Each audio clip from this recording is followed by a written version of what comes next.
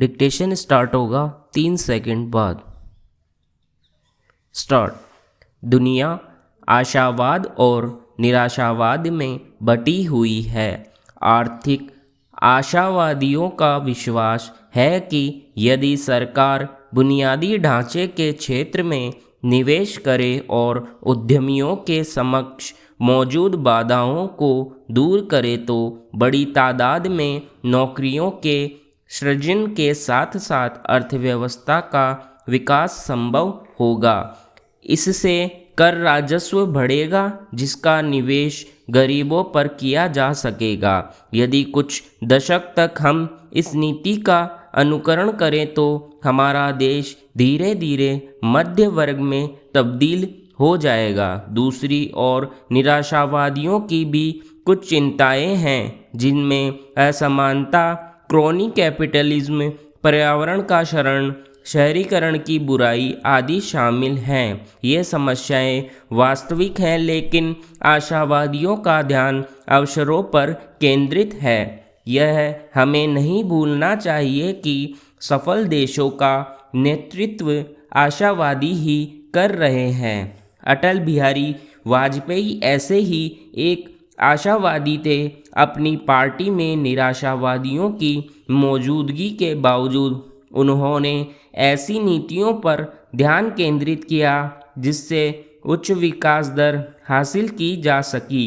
उनका भारत शाइनिंग था लेकिन उसके बाद भी संप्रज्ञ सरकार का नज़रिया आधा गिलास खाली वाला रहा। संप्रज्ञ सरकार में शीर्ष स्तर पर आशावादी नेतृत्व के बावजूद निराशावाद हावी रहा। इस सरकार ने विकास की बहस को समानता की ओर मोड़ दिया जिससे उच्च मुद्रास्फीति या कहें महंगाई को बल मिला और विकास की गाड़ी पटरी से उतर गई। आज वर्ष 2014 में भारत एक बार फिर से संक्रमण के दौर में है। हमें उम्मीद रखनी चाहिए कि 2014 चुनाव में संप्रज्ञ सरकार के एक दशक तक चले निराशावादी शासन के बाद फिर से आशावादियों की जीत होगी। इस दिशा में हमें 8 नए विचारों पर ध्यान देना होगा ताकि विकास की उच्च दर हासिल हो सके। यहाँ पहली आवश्यकता आर्थिक विकास की है जिसके लिए विकास समानता के बीच संतुलन बिठाने जैसे झूठी बातों को खारिज करना होगा। यह नीति संप्रज्ञ 2 के समय राष्ट्रीय सलाहकार परिषद के अनुचित दखल की देन है। विकास दर तेज होने से टैक्स आदि के माध्यम से सरकारी राजस्व में वृद्धि होती है जिसका निवेश कल्याणकारी कार्यक्रमों में किया जा सकता है। इस समय इंफ्रास्ट्रक्चर में निवेश को प्राथमिकता दी जानी चाहिए। इस बारे में अब तो मजबूत प्रमाण भी है कि स्वर्णिम चतुर्भुज योजना से राष्ट्रीय राजमार्ग के आसपास 10 किलोमीटर के दायरे में बड़े पैमाने पर रोजगार का सृजन हुआ।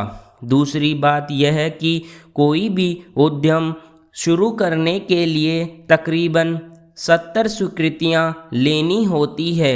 योजना आयोग की नई विनिर्माण नीति के मुताबिक इन्हें खत्म करके हमें सिंगल विंडो सिस्टम शुरू करना चाहिए। इस लक्ष्य को हमारे प्रतिस्पर्धी देश हासिल कर चुके हैं। भारत में कुख्यात लाल फीताशाही के कारण ही विश्व बैंक की बिजनेस रिपोर्ट में हमारे देश को निचले पायदान पर रखते हुए 134वां स्थान दिया गया है। प्रत्येक देश को अपने पर्यावरण की रक्षा अनिवार्य रूप से करनी चाहिए लेकिन कोई भी देश अपनी सैकड़ों परियोजनाओं को इस प्रक्रिया के तहत अटका कर नहीं रख सकता। लाल फीताशाही के कारण हमारे देश की एक ऐसी छवि बन गई है कि ईमानदार उद्यम खड़ा करने के लिहाज से भारत सर्वाधिक प्रतिकूल देश है।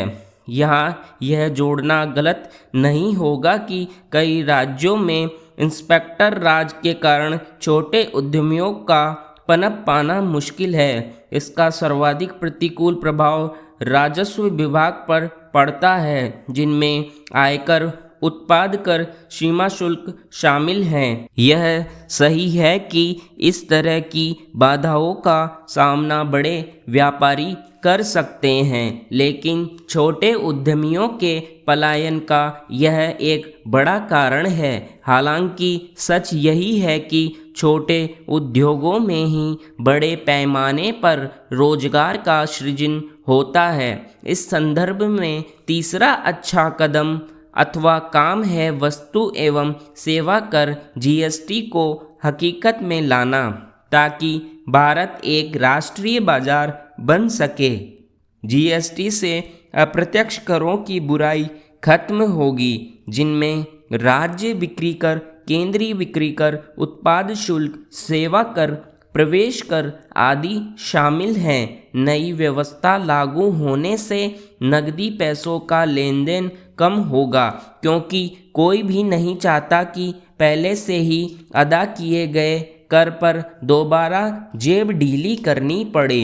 इसके अमल से कर राजस्व बढ़ेगा, काले बाजार की अर्थव्यवस्था खत्म होगी। चौथा कदम श्रम कानूनों में सुधार करके बड़ी तादाद में औपचारिक नौकरियों के सृजन का है। सरकार और नियोक्ताओं के अंशदान से एक श्रमिक कल्याण कोष बने, जिससे अस्थायी बेरोजगारों को वित्तीय मदद और प्रशिक्षण देने का काम हो। सफल देशों में कर्मचारियों को रखने निकालने की छूट होती है, लेकिन उन्हें अन्य सुरक्षा उपायों से संरक्षण दिया जाता है।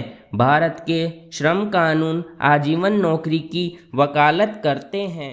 यही कारण है कि भारतीय कंपनियां स्थायी नियुक्ति के बजाय 90% अस्थायी नियुक्तियां करती हैं, जिन्हें कोई सुरक्षा नहीं दी जाती।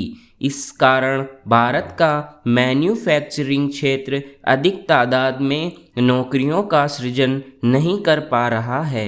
हमारी आधी से अधिक आबादी कृषि कार्यों में लगी हुई है, इसलिए देश में दूसरी हरित क्रांति की आवश्यकता है।